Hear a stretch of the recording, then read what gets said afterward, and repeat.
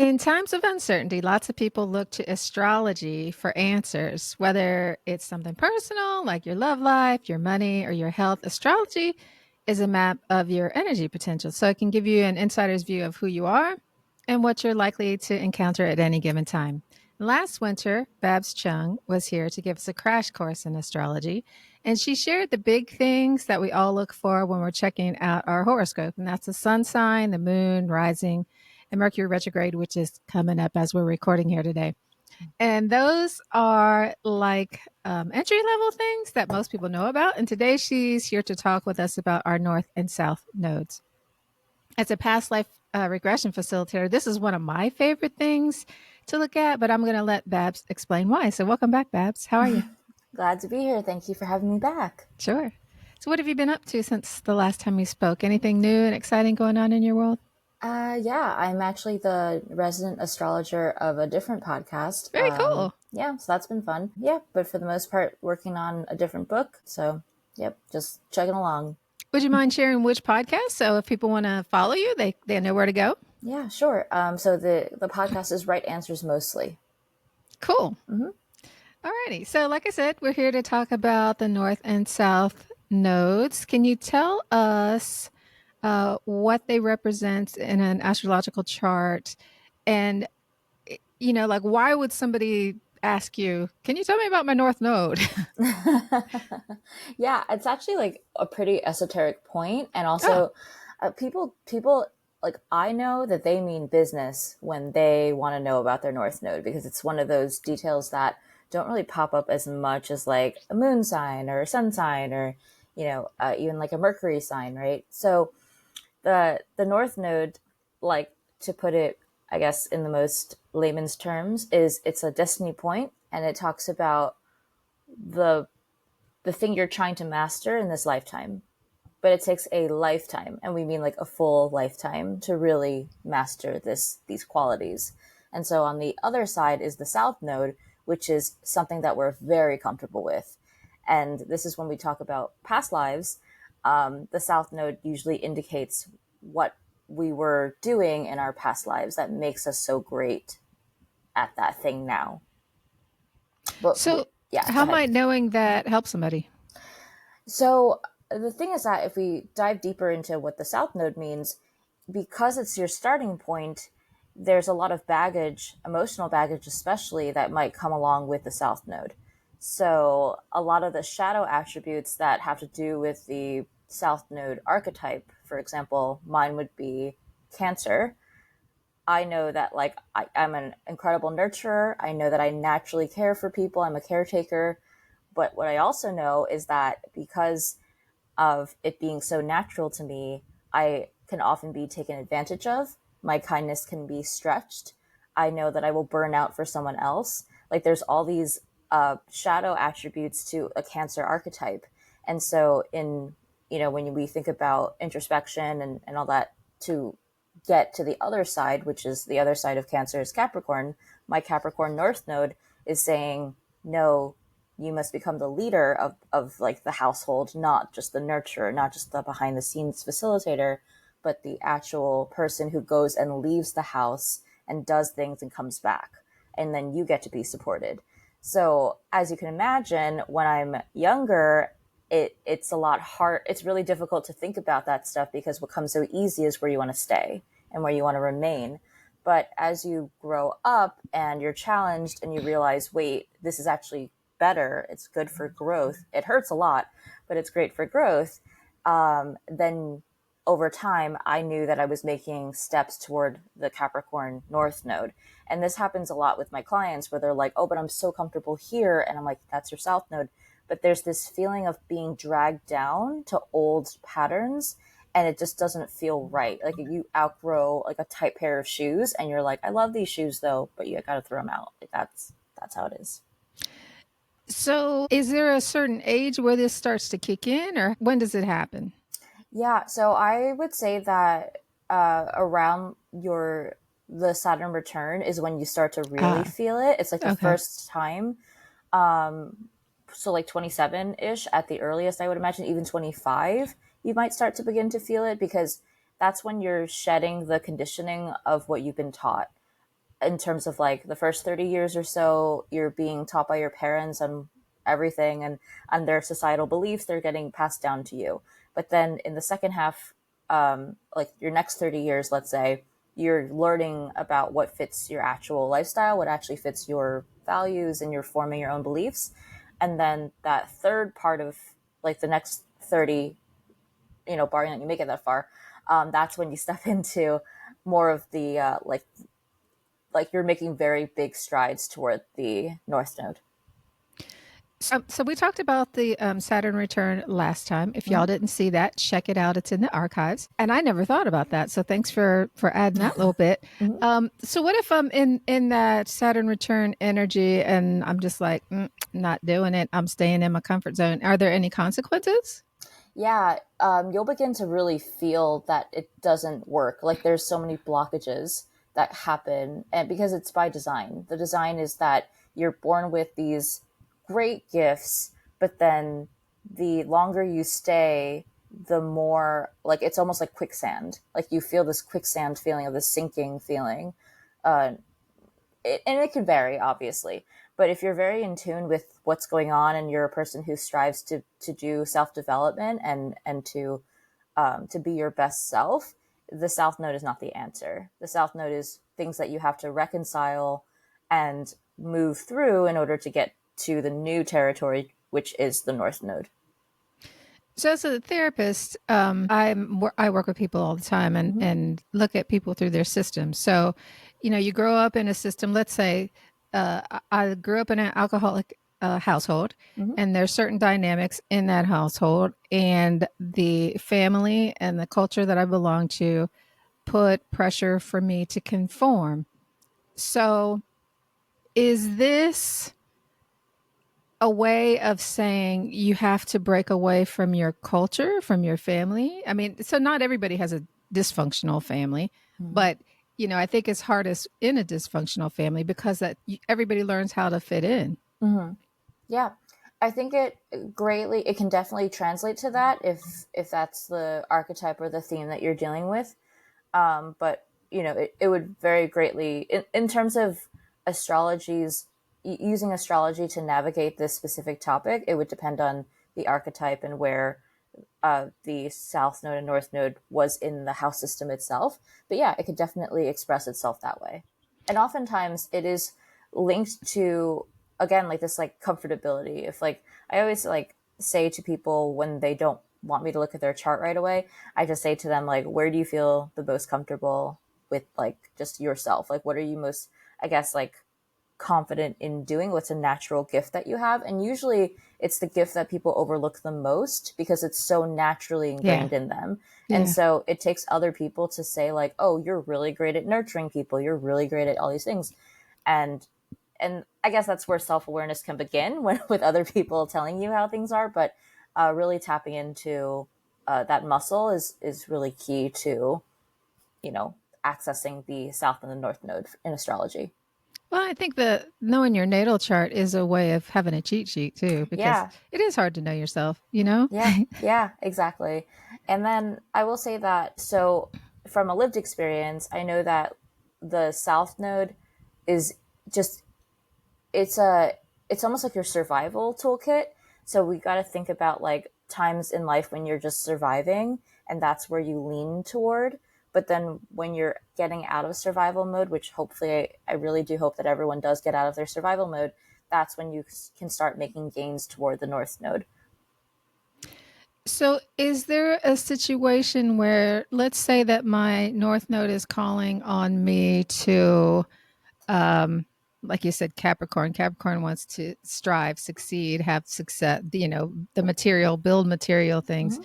And then my sun sign is something totally opposite. Does that happen? Yeah, because the way that nodes are determined are based on when the eclipses happened during the year you were born.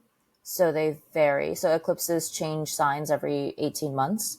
So it can very much vary, but it is a not a generational thing, but it is like your age people, more or less, give or take like the 18 months, will have a similar or the same north node, south node. So in that way, like you are kind of traveling with your peers, which is pretty cool if you have conversations with For people sure. your age. Um, but in that case, like it can take the gambit, right? It can you can have all different signs, and it's doesn't really affect it. It'll affect a little bit of the details of how you want to express as your best self. But I will want to warn people that your North Node is not necessarily your best self. It is just the mission that you're given to evolve. I think we tend to think of I'm moving towards my best self. So how might that get in the way? Yeah, so there can be a little bit of a slight, I don't know, I don't think it's a contradiction necessarily, but it's more of a nuance. Hmm. So like let's say, well, I don't recall your sun sign. What is it again? Pisces. Pisces. So like if you're striving for a best expression of Pisces, it's going to be a spiritual person who's able to truly empathize with most, if not possibly all people. And there's a deep connection point between you and humanity, which is really beautiful. If your North Node was Capricorn, let's say, that feels very contradictory because on the one hand, it's like, but I need to be self sufficient and I need to be outside of the house and I need to be a leader. Well, if you combine the two, what it tells me is that you're meant to be an empathic leader that is not just, serving your community, but maybe you serve at a global level. So, like the highest peaks for what is considered Capricorn standards, right? So that's what I mean. Like there's a nuance, and sometimes it'll feel contradictory, but it's more so if we believe in a higher power, it's saying like, Laura, you get to do this thing. Try your best to make it to that point. Now, what is the relationship to the north and south? Is it just random, or how does that? Can you have any No, pair? so the north and south are really opposite signs. So and it has to do with the nodes of the moon, and that's how eclipses are calculated. So like we always talk about eclipse season every year, and I always warn people like it's eclipse season, like you know, uh, in mythology, like kings and important people tend to die around that time, and like big life shifting events seem to happen in personal lives. So I always remind my clients that it's eclipse season, just get through it. Like we'll talk about it after, but you really just have to get through it. And it's one of those like the only way out is through. Like Yeah. that that's eclipse Hmm. season. And if we think about that, that's how the North Node is generated. That's that like similar hectic, chaotic vibration is what informs this gigantic journey that takes a lifetime for you to make. So it's not chaotic like the way eclipse season is, but it's something to keep in the back of your head because it it cycles out. If it's every 18 months, eventually you will get the an eclipse season that matches your north and south node, and then you'll be able to, I think at that point, make really big strides because it just feels more destined almost. So, how can we recognize when we're stuck in a south node pattern? So, like just the day to day stuff, or work, or relationships. It's a lot of self awareness. I would say that if you're against a problem that has met you before and you seem to not know how to handle it, that could be an indication. So I'll give you an example. I recall like back in the during the pandemic, I remember like feeling so anxious leaving the house, and I thought that it was because of the pandemic. But it turns out I've always felt anxious to leave the house. It's just that now I have an excuse to not leave the house. And so when the world opened back up, I still felt this anxiety to leave the house, which felt kind of weird because like the world is fine again now, or fine enough, right? We can leave. And yet I really don't want to leave the house. And so I looked up like the South Node because I had an inkling. I was like, it must be South Node related because Cancer rules over the home. And lo and behold, it was like it was truly like one of the shadow parts of a Cancer South Node is that there's an anxiety with leaving the nest. So I can't, like, I'm not a person who likes to travel. I like to stay in my hometown. I like to stay in my city. I get anxious if I'm like out for longer than I wanted to be, right? That's the way that at least my side picks up on that. And I'm like, why is that? And then it just so happens to be that Cancer is my South Node. And so what I do for baby steps is like, I'll take one trip a year. Like that's baby steps. I'm very bad at it, but I'm going to do it. Right. It's one of those like the medicine is bitter, but you got to take it like that. That's that. And when I'm out, I feel great and I feel much better than I did before. And my tolerance to stay outside the home is much bigger than before. And I would imagine that this trajectory, I will even enjoy it. Right. But that said, I'm only 34, so I'm just a baby. So I'm taking these baby steps toward what I know to be, which is a life outside of the home, even though I really want to just stay home most of the time. Okay. Mm-hmm. Can we walk through the north and south nodes? Yeah. So let's see, you'll have to keep track with me. So if you have a Aries North node, it's going to be more so about being a leader, but being the first at doing something. So on the opposite side, you'll have a Libra South node. And if you have a Libra South node, then you're going to be more disposition to aim for mediation and diplomacy. So like trying to be the middleman, or you'll be placed in positions where you're constantly trying to reconcile dispute. Whereas like Aries North node is likely to be like a and I don't mean this in a bad way, self-serving, meaning like you put your needs first, which is always, I think, a good thing, especially if you're serving a larger community. You need to make sure that your cup is full in order to serve others. So I do mean this in like the highest form, not in the self-serving negative form. So there's that. Then we have Taurus North Node, and the Taurus North Node is the highest point is to really enjoy life. Like I really, whenever I see a Taurus North Node person, I'm like, wow, you're meant to like live the cushy life. I'm very happy for you. But meanwhile, they come from the Scorpio South Node, which is survival only. So they only know survival. They don't feel comfortable with luxury, anything, which is fascinating. So that is usually the journey is like from being like, no, I'm surviving only and life is hard and things are difficult and I'm only meant to have this type of life, to change that mindset even, or to like allow yourself to fully live and engage with the beautiful parts of life. That is such a large arc, right? And if we go back to like the Libra Aries nodes, like that's also a large arc. You go from like wanting to be a mediator, even a people pleaser to some extent, to like having to focus on self, right? It's a large arc. These are all large arcs, and that's why we have to remember it takes a lifetime to reach that. So, can these be softened or harshened? I don't know if that's the right word, by other elements in your chart? Yeah. Yeah. Okay. Okay. Yeah, that's why it's difficult to just look at one thing alone. Sure. Yeah, in a chart. But if we're just like running through like the Yeah. arcs of each one, then I Uh-huh. can help there at least. Okay. So, Gemini? Yeah, so Gemini North Node is the connector, so it's the community organizer almost. And then on the flip side of that is Sagittarius, who is more about expanding their own minds. So they're the ones who are traveling and reading, and they kind of like stay to their own selves to like amass knowledge on their own.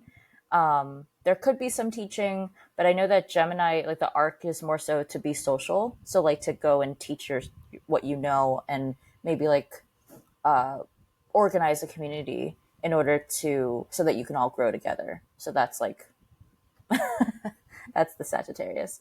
They're also like it's also like freedom loving. So to go from like freedom loving to being part of a community is like a huge shift. Right. For So sure. Yeah. yeah.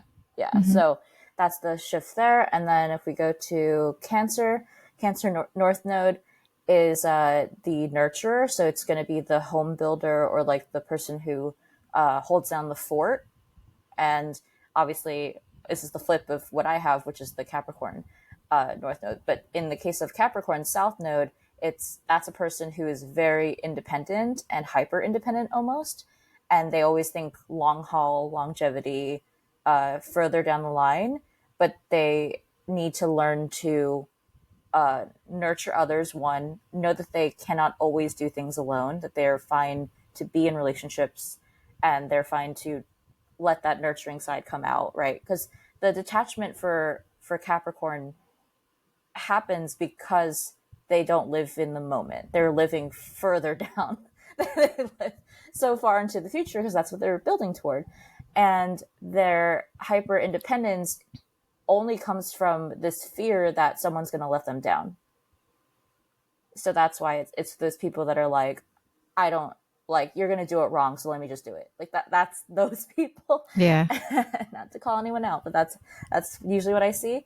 And then as a result, to journey and do the arc to Cancer, which is very like, it's nurturing, but it's also saying, hey, we're all human, we all need to rest. That's a big word. Capricorns don't rest, but Cancer does. And so it goes from like restlessness to resting. Maybe that would be a better arc. But as you can see, like there's many different arcs that can play out. It just depends on the chart itself. Hmm. So we'll move on to Leo. Hmm. So the Leo North Node is simply to be seen and to be revered. And coming from the Aquarius South Node, it can be very difficult because while Aquarius rules over groups, large groups, and networking, there's more of a harmonious collaborative experience that happens with Aquarius. And so they might not feel comfortable like taking credit for something that's clearly their idea. They'll often refer back to the group. They'll say, oh no, it was a group effort. And it's like, no, it was clearly your geniusness that got you to, got the group moving further, let's say. And so the arc from there is to go from being so group oriented to finally being like, no, I actually am that person. Like I did the thing. And to be okay with taking credit and to be okay to be seen as a leader, or, for your ideas or for your talent or your art, right? So I always think about the group, like this, like a mediocre band, right? And then like what the singer is like really pulling them through, right? And then the singer breaks away and then becomes like a platinum singer, and that's just the way it has to go, right? It's just that's what I think of usually. That's a very difficult south node to north node because obviously you're breaking away from a lot of your friends or a lot of the people who support you. But then I think for those placements specifically, they'll kind of feel like the crabs in a bucket kind of analogy, where it's like people are trying to bring you down when you're trying to ascend. Like that's the feeling. That's a good signal for that. Where are we now? We're Virgo. on Virgo. Thank you. So Virgo North Node, that's a different kind of organizer. They need to learn to be, what's the word? Not just organized, but they have to learn to understand like the logistics of life. So that's actually difficult considering that on the opposite side of Virgo is Pisces, and Pisces goes with the flow. They don't really worry about like taxes or or like these like earthly things that like need to happen in society in order to make it function. But there is this like dreamy quality to them. So there's like it's the going from like a daydreamer to the realist, and it's such an arc. It's very difficult. But you know they're all kind of difficult. So if it wasn't difficult, I guess it wouldn't be a north node south node, like south node to north node journey, right? Then next up we have Libra. thank you, Libra. So now we're doing the flip flop. So the Libra North Node now is about diplomacy. It's about being the mediator. And so if you have a South Node in Aries, then you might be stubborn in the sense of like, it's my way or the highway. And then you're here to learn how to collaborate with others, which is, of course, obviously different because like, how do you collaborate if you've only known to trust yourself, right? So it's a huge thing in trust. And then we flip it back to, speaking of trust, Scorpio South Node, no, Scorpio North Node rather, and a Taurus South Node. So Scorpio North Node, you're here to go deep. You're here to go deep into maybe a few topics and a few friendships, but in general, relationships. But in general, you're here to really find the deeper meaning in the things that you're spending your time with. and it's difficult because you come from a place of comfort. Like, usually it's luxury or sensual comfort, but usually it's a type of comfort that you don't want to leave. But you have to kind of like find the deeper meaning in things, or else life is going to be quite superficial. Yeah. And then you can't attach as well because you won't think that anything is real, and it's a whole thing. So yeah, the the as you can see, the inverses are not a walk in the park either. Yeah. They're tough. Next up we have Sagittarius. Sagittarius. Great, thank you. So then Sagittarius, if we talked about it before, it's the flip. So North Node Sagittarius is actually here to learn even more, and they need to learn about freedom. Whereas they come from the South Node, which is Gemini, and Gemini will be placed in positions where they have to kind of like always be with people, and they. I often think of like this placement as like someone who is always the party organizer, and they don't want to be, but they have just grown up in a party family, let's say. And so they expect like, oh, but your father did it, your mother did it, then you have to do it too, because you know how the traditions are, you know how to do a party. And they're like, no, but I actually don't want to do it. Like that's the difference, right? So you can look at them as like the organizer that's trying to fly away. That's just trying to break away, like quite literally just trying to leave. But that's that one. And then next up we have Capricorn. So that's the one that I have. Capricorn North Node is the person who's building empires usually, or like very far down the road. They're looking very far down the road. There's a very enterprising nature to them. They're very serious.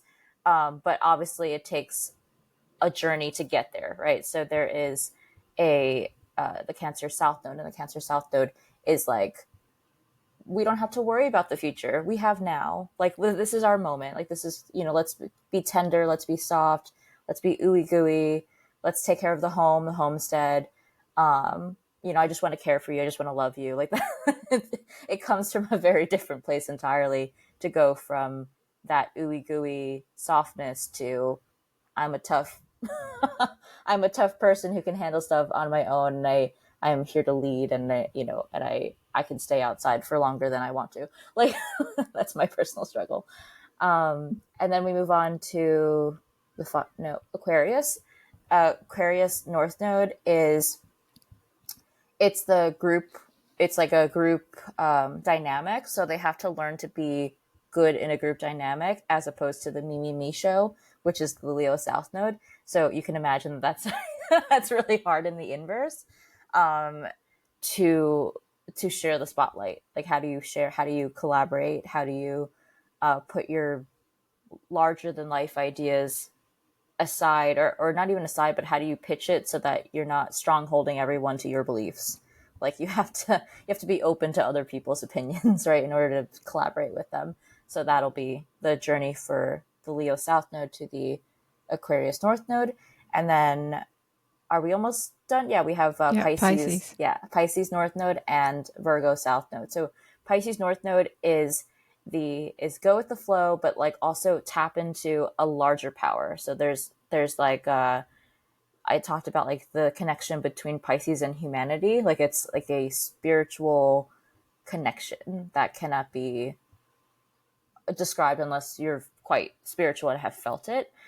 So going from like Virgo is incredibly uptight, and they cannot like they've blocked off the feeling part, and they just are the doing part. So or they objectively can see the, let's say, like the steps to activate or to like own and do, and they cannot kind of see like the deeper meaning or the higher, bigger picture. They're very detail oriented. And so to go from like detail oriented to like the actual bigger picture is quite difficult. But those people usually get spiritual awakenings, and that's the way to do it. It's a very quick way to do it. Everyone else has to really work on it, though, I'd say. So if I'm listening to this and I'm saying, I don't like that. I don't want to do that. Mm-hmm. Is there a way to still be true to your calling, if you want to call it that, but have it? do it in like a more personal way. So a way that works for you. Yeah, yeah, exactly. There is, and we all have free will. So, I Hmm. mean, the way that astrology works, in my opinion, is that it's really there as a guide Yeah. to give you a shortcut to, you know, use your free will for whatever it is that you want to do. Hopefully, good things. So, so in that way, yeah, it could be. It doesn't have to be this gigantic force that umbrellas your life and that you must like go do, or else catastrophic things will happen. That's a little wild, but it also depends on your chart. So you can make it as minor as you want it. There's some years where you don't even like actively act toward it because you're in survival mode. But I would say that like none of this is an assigned group project. You don't have to do it. You can opt out. It is very much dependent on, and this is in terms of all self development, I would imagine, and let me know if you agree or disagree. But I think that if people are operating from survival mode, they are allowed to not work on like the ooey gooey self development. Oh, absolutely. Like that. Yeah. That's I don't I yeah. don't think you even can No, from you that can't. space. Yeah, Yeah. Yeah. exactly. And so in that way, like I don't want anyone to think like, oh, like that they lived a really hard life and let's say they're 70 and they're like, okay, I can finally work on my north node. I'm so far behind. No, it's not about that. Like you were in survival mode, you were busy. It's like cut yourself some slack, especially Virgos. it's it's not a race. It's you're in an I always joke that I'm in an arms race with myself because that's my Capricorn North Node talking. But it really is just like your journey, and not in competition with anybody else. It's just you living your life. So can this be used as a guide for self-development, spiritual healing, healing trauma, any of those kinds of things? Yeah, actually, it can, because if you look at the chart, for example, and I think you've spoken about Chiron before on Hmm. previous episodes, the way that I was able to exponentially like help myself get out of my own survival mode was when I was in therapy and I was learning the very advanced topics of astrology, which the North Node, South Node is a more advanced topic. I noticed that my South Node was conjunct my Chiron in the seventh house, which made it a destiny point for me to work through in order to break through that, which is my survival mode and the wounding and all that stuff. And spoiler alert, it was mother related because obviously cancer is rules over the mother in some regard as well. And so for me, to when we talk about like how do you recognize the pattern, how do you recognize like little signals that things aren't going your way, and that might be a south node thing. For me, it was my repeated relationships. They were all colored by this sense of like someone's going to abandon me, or whatever it might be, and it all pointed back to my mother wound. And so, with the help of therapy and astrology in tandem with each other, I was able to then say, oh, this is a pattern. I'm not a fan of that. We're going to work through it. It hurt a lot, but we're going to work through it. And then on the other side of that is me going toward a north node, which is this feeling that I'm able to leave my old conditioning in order to thrive. We go from survive to thrive, and then in thrive we can then do the big plans, right? Yeah. But until I reached that pivotal moment, I was surviving. Like I was repeating the same mistakes. I was trying to learn the lesson, but yet I still had a different operating manual. Like it was different. So there's going to be moments like that in life where I think I would imagine a lot of people do face, and that is the make or break plot twist moment. I think that either catapults someone into like past the survival mode, or maybe they might have to take more time to work through it or to really acknowledge what's happening. Because I'm sure denial is very it's very attractive sometimes to just stay where you are, but eventually I would imagine people break out. Yeah. So how I interpreted what you just said Mm-hmm. was that yes, this is hard. And there are times in our lives where we have help and it's easier because, you know, the moon is here or the sun is here or the whatever is here. Mm-hmm. And it might be hard, but sometimes it's a timing thing too. Yes. Okay. Yeah. So what does it look like to be in alignment with your North Noders? How does that feel? How would somebody know? I think it's that you're doing the hard thing and you know you're doing the hard thing, Mm. and you look back and you're like, wow, me from X years Mm. ago would never be able to do that. I'm so proud of myself. Like it's that moment. And the thing is that a lot of people are more likely to look forward and they don't like to look back, because back is where all the bad memories occurred. Yeah. Back is where all the hurt occurred and the wounding. But every now and again, it is good to look back, especially during eclipse season, to look back at how far you've grown. And that will, I think, further cement a milestone in terms of how it is that you're working toward, I guess, any goal. It doesn't have to be necessarily the North Node, but just as a rule of thumb, any self development that you're on, as long as you look back, even just like a month, 6 months, maybe go further down the line if you feel comfortable. But eventually, I know for a fact that for myself, I went from like a very introverted person pre-pandemic, not wanting to be outside, or like being okay with like having little homes throughout the city. So like my favorite store, my favorite gym, my favorite whatever, but now like freely going anywhere, like checking out places anywhere, right? That's the difference. And it might be minor to some, but for me, I know it's a big deal. So Yeah. whatever is a big deal to you will be a great indicator that you are working toward a North Node summit. If South Node is the safety net and North Node is the wild unknown that we're heading to, can you live kind of in between where you don't actually leave your safety net behind? But can you be in a place where you have a foot in both worlds? Is Yeah. that a thing? Yeah, always. I think that the majority of life is going to be that middle point, and Okay. you'll kind of ping pong back and forth, and that's totally fine, because sometimes you need your old skills to get you Yeah. through whatever you're getting through, and sometimes you feel more bold and courageous, and you'll try the new thing, right? And you can always just go back and forth. They're think of it as like they're both your homes. It's just one is slowly deteriorating because you don't need it anymore, or one is like slowly one eventually is going to get sold, and you can't, like, it's not that you can't return, like obviously it's still there, but like it's not going to be, you're not going to feel like it's home anymore. It's slowly changing, whereas like your new home, you're building it up, right? You're building up the new home. Okay. Mm-hmm. Well, this has been really fascinating, Babs. Thank you so much for coming on again. Tell everybody how to find you. So everything's cohesive. It's just Babs Cheung or some variation of Babs.Cheung all across the board.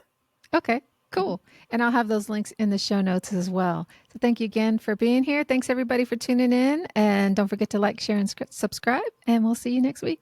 Thanks. Thanks. Bye.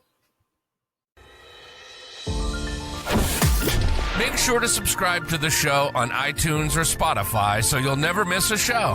While you're at it, if you found value in this show, why not show your love with a review? Thanks. See you next week.